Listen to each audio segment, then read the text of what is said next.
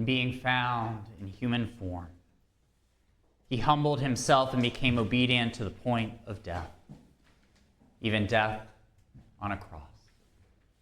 Please be seated.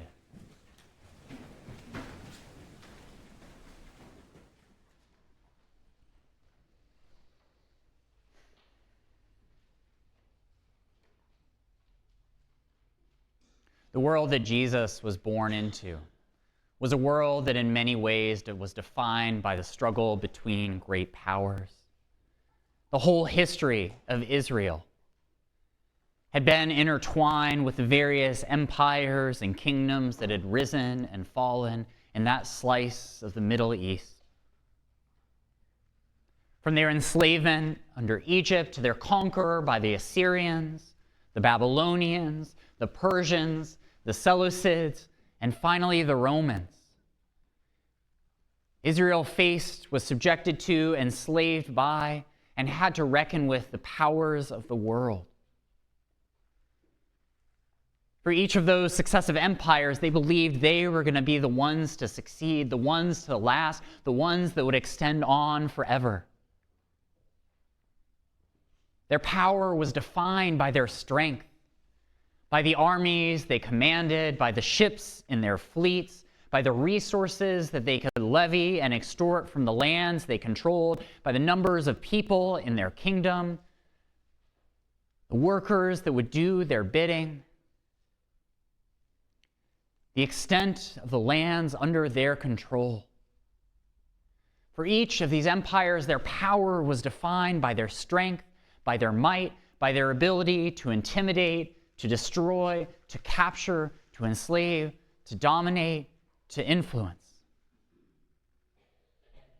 And with each rise of each new empire, the power shifted, and yet still was exercised in much the same way. Power used to dominate, to control, to coerce, to demand. Today is Palm Sunday. It's this rich and complicated day in the liturgical cycle of the church year. A day that goes in just moments from the triumph and the joy of the triumphal entry of Jesus into Jerusalem to his passion and crucifixion. But one of the through lines that runs through each of these points is the question of power. Who has power? How do they use it? How do they exercise? What does power look like in the world that we live in? What power and authority is true and real? What power will win out in the end? The triumphal entry, that reading that we shared outside by the cross, is a reading of triumph. A reading at which Jesus is at his full power. The people have responded to his entry into Jerusalem. They are rejoicing and shouting, "Hosanna!"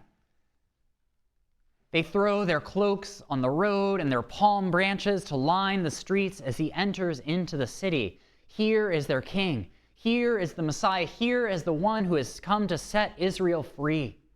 To free Israel from Roman rule, from oppression, from this never-ending cycle of empires, to restore it to its glory, to give Israel the power that it has so longed for. Power of self-determination, to control its own borders, to rule its own people. But just as quick as the shouts of Hosanna and triumph emerged, they die down. They shift. They sour like the wine mixed with gall on the sponge that they offered to Jesus on the cross. In just a few short moments in our service, a few short days in the life of Jesus, suddenly the power has shifted. And we come to our Passion reading, which is very much a reading about power. The power of the world, the power of the Roman Empire, the power of the institution of the temple, standing against the power of God. The power of God that is revealed in and through Jesus Christ. And on the surface of the story, it is the power of the empire that wins. the power of the Roman authorities. They hold all of the cards. It is through their power that they are able to convince Judas to hand over Jesus for 30 pieces of silver. It is through the power of the chief priests and the temple leadership colluding with the Roman authorities that they are able to rally this crowd together to take up swords and clubs to come and arrest him. It is through their power that they stage this trial, that they put up false witnesses against Jesus, that they proclaim, they sentence him to death, that they put the crown of thorns on his head and the robe on his shoulders. They mock him and scourge him and beat him and sentence him to die. The Roman Empire holds all of the power over life and death, the power to decide the fate of every person within it. Theirs is the power. And in the face of that, Jesus' response, his actions, what he is able to do, looks so much like powerlessness. When they come to arrest him, one of his soldiers tries to fight back. Jesus tells him to put down his sword. When he's standing before the chief priests, he mounts no defense. He simply responds by saying, "You say it is so." The same when he stands before Pilate. He is powerless to do anything against the power of the state, the power of the empire, the power of those who make the rules, those in whose hands justice is executed through might, through strength. It's the power of the empire that drives Jesus upwards on that hill carrying his own cross. It is the power of the state, the power of Rome, the power of the temple authorities that ultimately lead him up onto that cross where he hangs, crying out for God. Eli, Eli, lema sabachthani. My God, why have you forsaken me? He is nothing in the face of the power of Rome. Just another would-be Messiah in a far backwater of the empire, in some remote province that was mostly ignored by the emperor and by his officials. What power could Jesus have? Another would-be Messiah who couldn't even muster a defense of himself and his disciples. Another would-be Messiah, would-be conqueror, would-be king, put to death so that Roman rule might be established once again.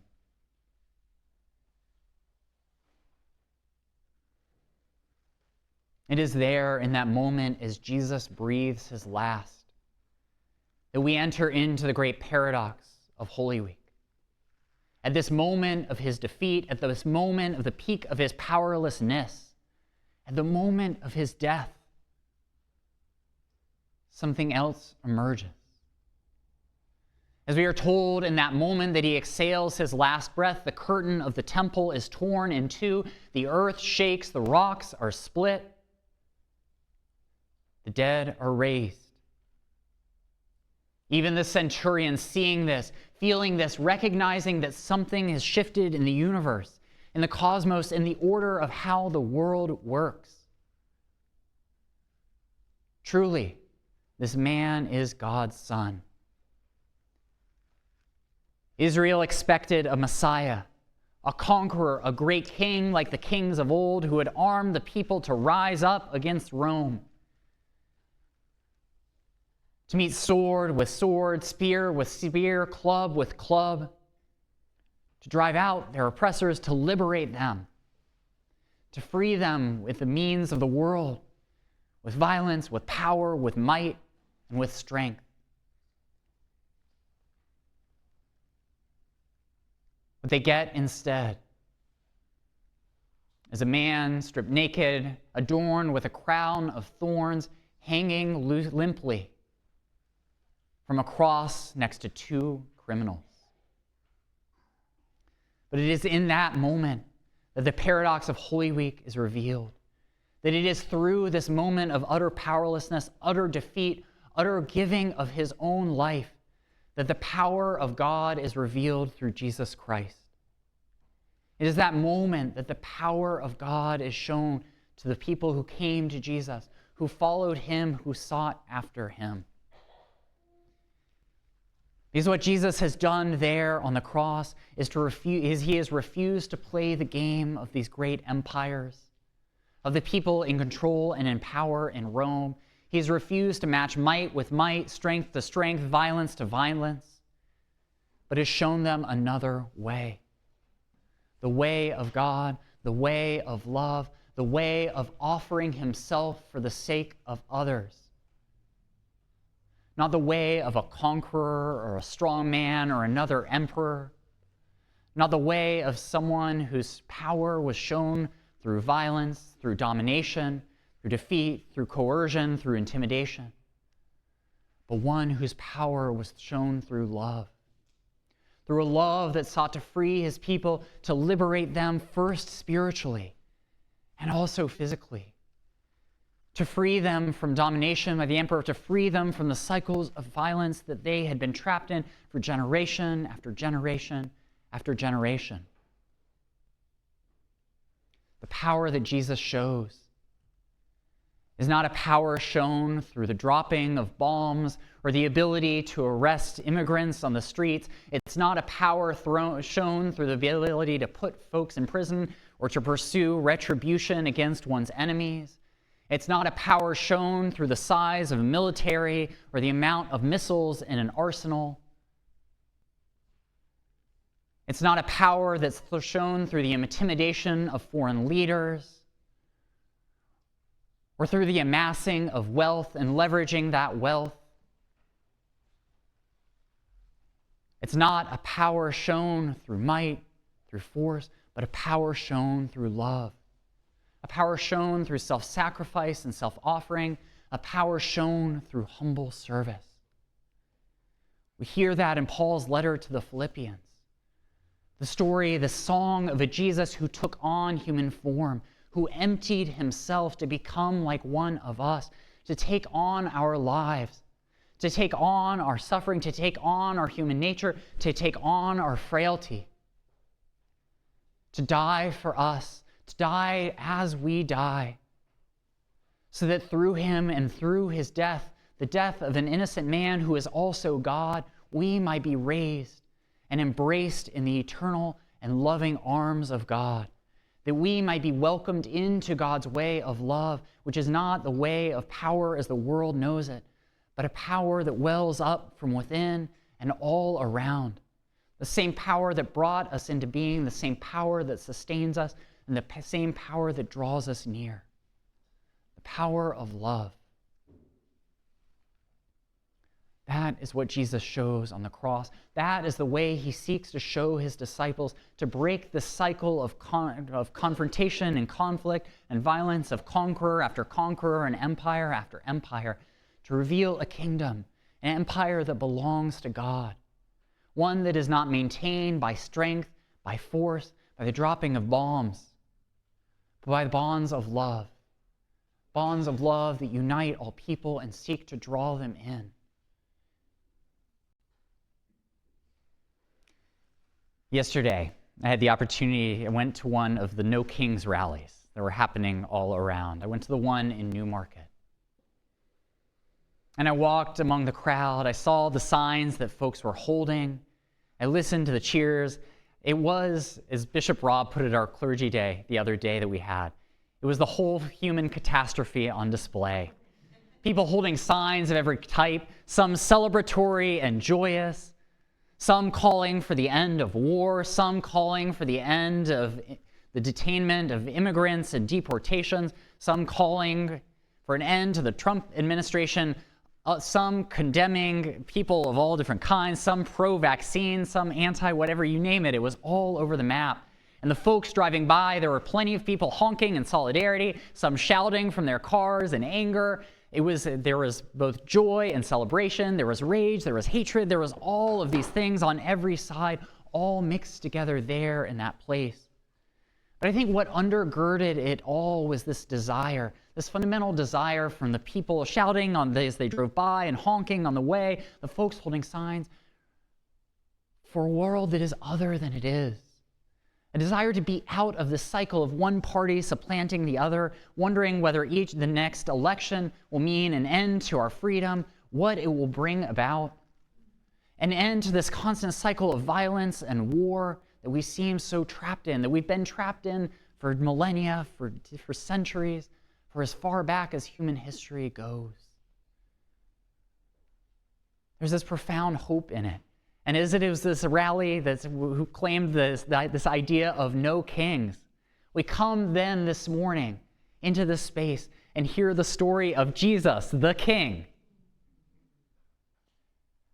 both who is given that title in mockery from his own people and from the Roman authorities, but one who takes it on himself, not to be a king as the world knows it, but to be a different kind of king for a different kind of kingdom.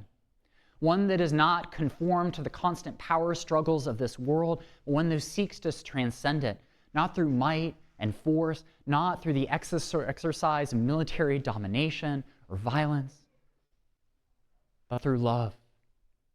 One who seeks to reveal to us a different kind of kingdom. And that is what we gather here on Palm Sunday. That is what we look towards to as we enter into this journey through Holy Week. A different kind of king for a different kind of kingdom. One whose rule is not defined by the exercise of might over the people under his reign, but who reigns as a servant, who seeks to serve us in love and humility, one who seeks to offer himself for us so that we might know God's love, so that that same love that he revealed to the world might be shown through us, through our lives, into this world, so that in and through that love it might be transformed. And so as we enter into this Holy Week journey, as we journey with Jesus through his last night gathered at his meal with his disciples, as we journey with him again to the foot of the cross and up upon it on Good Friday, as we journey with the women who came to his tomb bearing spices to anoint the body, only to find the tomb empty, we look to a different kind of power, a power that is rooted and grounded in love, in service, in offering ourselves to one another, not seeking control or domination, but seeking solidarity and unity with all people, a unity that is only possible in and through the love of God that is made known to us through Jesus Christ. Jesus Christ who emptied himself and took human form. Jesus Christ who died on a cross so that he might be exalted and lifted up, not on his own, not so that he might reign above us, but lifted up so that we might be lifted up with him. May we find our power in him. May we find our strength in him. May his love be a guide to the reign, to the world that we wish to see. And through that love, may all of us in this world we live in be transformed. Amen.